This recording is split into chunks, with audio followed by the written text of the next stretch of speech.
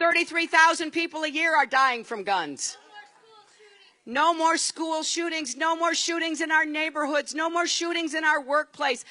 Now, look, we can't expect to stop all of them, but we know we can stop some and save lives if we close the gun show loophole, if we close the online loophole, if we close what's called the Charleston loophole, if we reverse this terrible law that gave gun makers and sellers liability protection from their own actions. And you know, this is why it's important for California.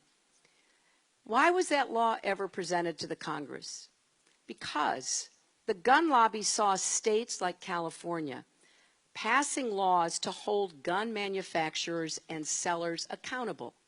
If you sell a military-style weapon and you advertise it to young people and something happens, maybe you should be held accountable for not advertising the way that it would have been more likely to be used safely. You can go down the list. The young man in Connecticut who went into that elementary school and killed all those little first graders, he was seriously disturbed. And yet, he had a whole arsenal. And the young man in South Carolina who went to buy a gun, and under the law as it is now, at the end of 3 days, you get to buy it whether the background check is done or not. So he went back at the end of 3 days, he got that gun. Within 24 hours, they found out he had a record. He shouldn't have been sold the gun. He took that gun, he went to the church in Charleston, and he murdered 9 people who were worshiping there.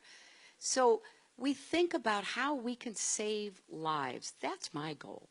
This has absolutely nothing to do with taking away the rights of responsible gun owners. We can do this consistent with the Second Amendment. And as your president, I will work with the vast majority of Americans, more than 90%, and in fact, about 75% of gun owners who believe we can make these changes consistent with the Constitution. And that's what we should try to do.